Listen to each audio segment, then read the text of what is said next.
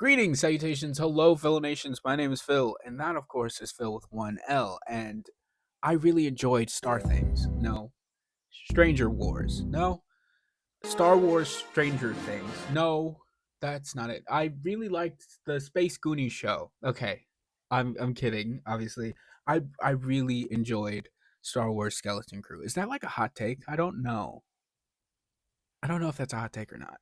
I poke fun, but I really enjoyed how much this felt like a classic Amblin film wrapped up in a galaxy far, far away, complete with kids on bikes and everything. And I'm aware that's what one of the show's creators, John Watts, had very much intended. He really cooked with this show. I don't know what happened with those last two Spider-Man movies. Now, I'm like a casual Star Wars fan. I'm nowhere near the level of my friend Movie Turtle, who very much holds this franchise close to his heart. I've seen the films. I watched Clone Wars a little bit as a kid. Same with Rebels. But I never finished them. I plan on getting back to them, like, rewatching all the way through when Ahsoka season 2, whenever that comes out, maybe before, maybe a little bit after, I don't know.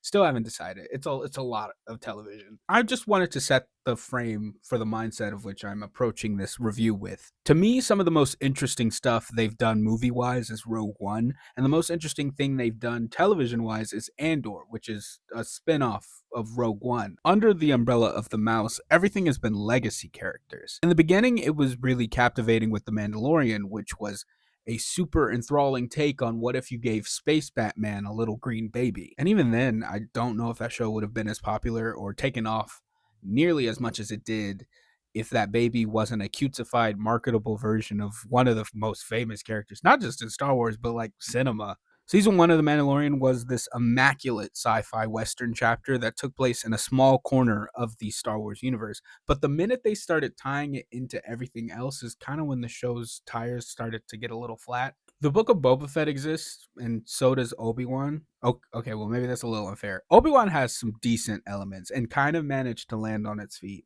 The Acolyte wasn't perfect, but it at least had me curious about the untouched lore it was headed towards before it was canceled. I say all of this because I think as a casual fan, my perspective is a little bit askew. Hi, um, editor Phil here. So sometimes when I'm editing a video, I'm not sure if I used a word correctly. So I will look it up to see if I did. And in this case, I looked up askew. I did use it right.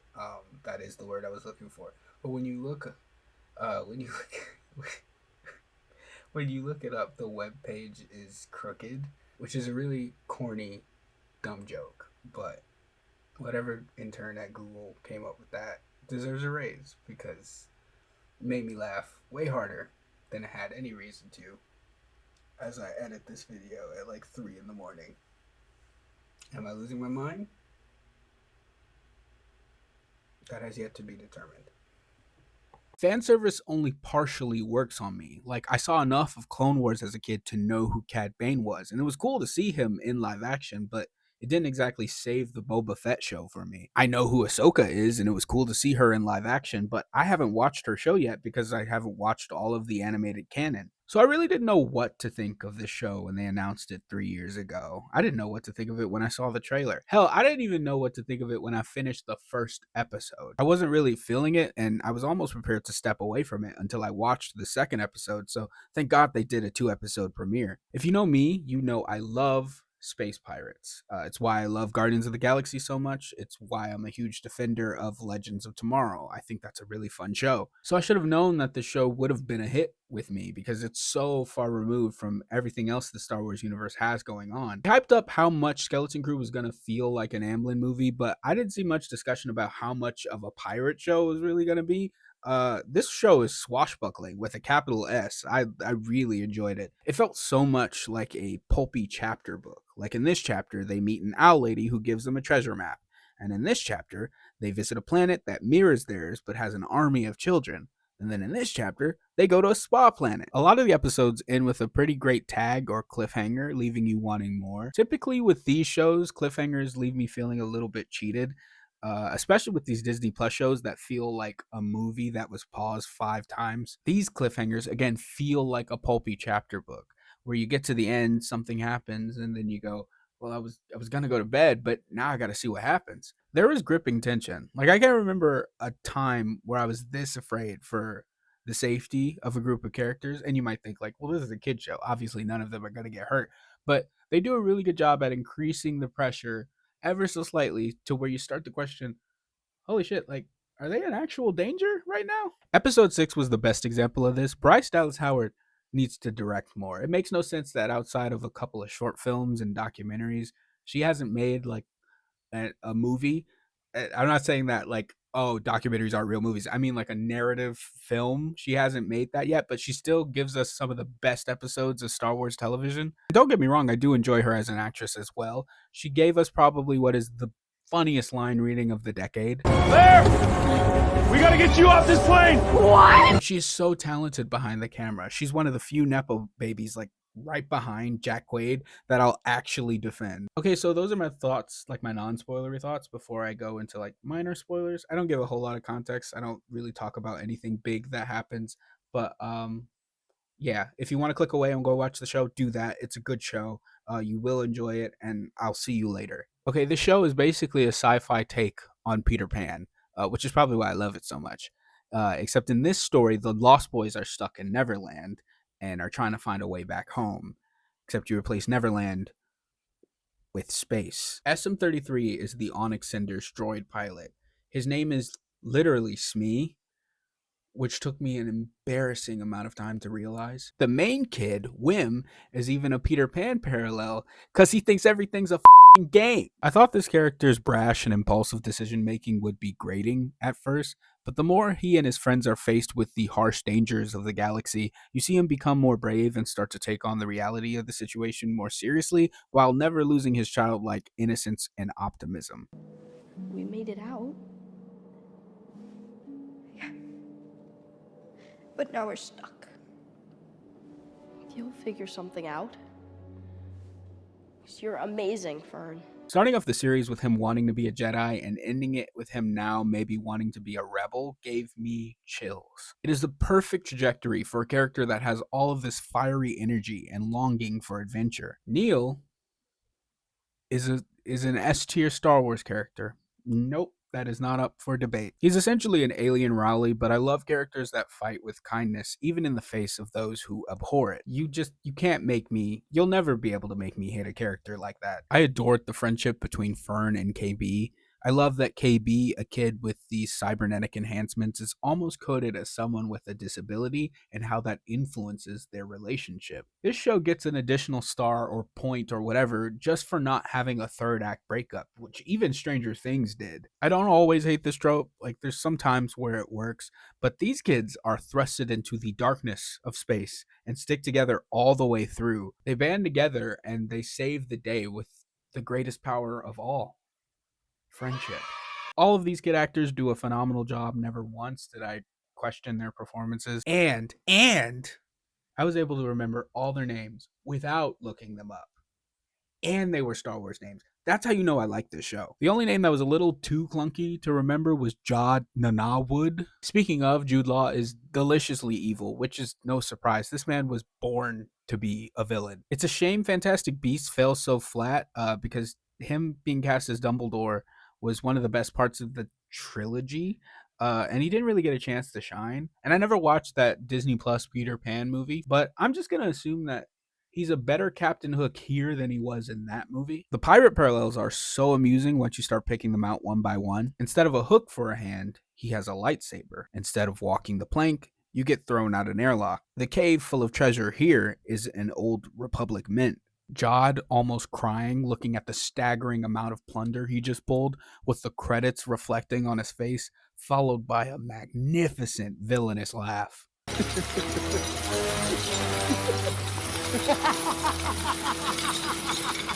Like, this scene alone has to make Jod one of the best depictions of a treasure-hungry mad pirate captain, and this is in a Star Wars show. I love that from the very beginning, the show is constantly telling you not to trust Jod. From Fern calling his Jedi bluff, I thought the Jedi never left a man behind. That's not...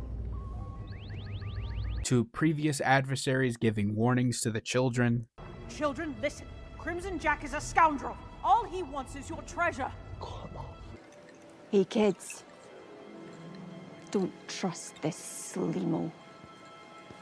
And a lot of these streaming shows, they tend to stretch the mystery out just a little too long.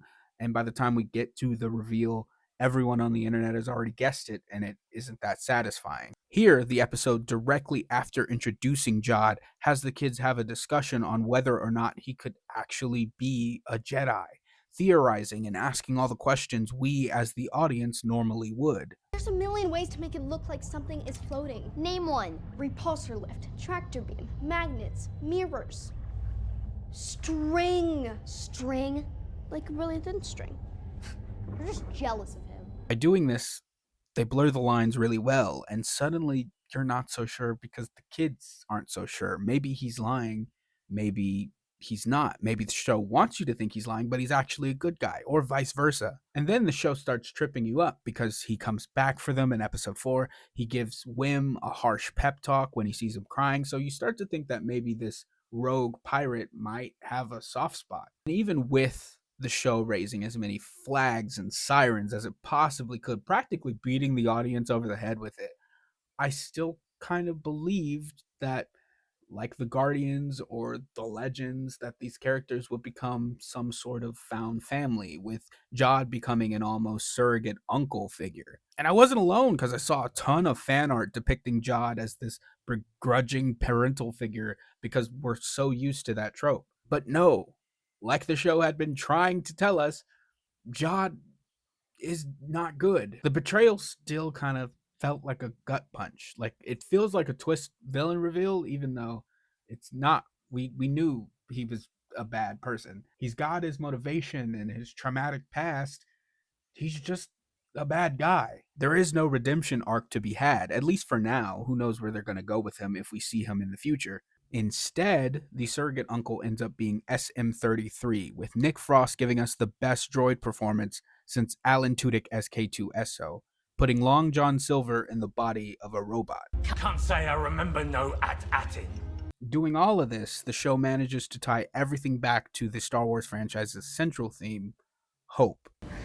Yeah, the galaxy's scary and dangerous. Everywhere we went, even the worst places, there are good people too. The world may be scary, but even in the most hopeless of spaces, there is good, and with that comes hope.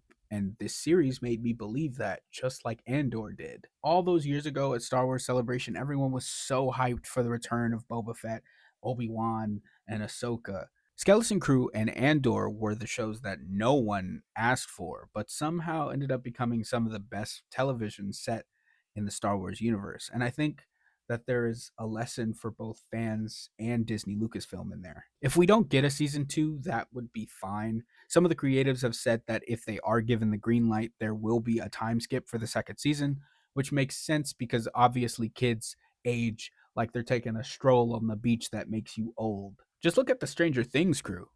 Grown as hell. Also, I don't see where the narrative could go if they did pick the story up right where it leaves off. The series wraps pretty neatly, and I'd hate to see it decline or waver in quality, but at the same time, I'd be very surprised if it got canceled. It's been the most inoffensive series, with the primary range of reactions going from, this is great, I'm loving it, to this isn't really for me. We aren't seeing a lot of how did this woke garbage even get greenlit. Not saying that there hasn't been any hate, but it hasn't been nearly as big as it was for like The Acolyte. I haven't seen a whole lot of hate for this show. And I'm assuming it's because no one wants to be that asshole that is making fun of a show for kids, starring kids. If that's the case, I want every Star Wars project to have kids in it from now on. I don't care if it makes sense, but if it keeps those people quiet, I'll take it. But yeah, those are my thoughts. What did you think of Star Wars Skeleton Crew? Please comment them down below. I would love to discuss it. I really enjoyed the show, and I don't hear a lot of people talking about it. There's so much content and stuff happening. I think that when a good show happens, it's easy to kind of, for it to get swept under. So yeah, please remember at the end of the day, every day it's all good. And if it's not right now, I promise it's going to be. Take care, Nomies. I'll see you in the next one.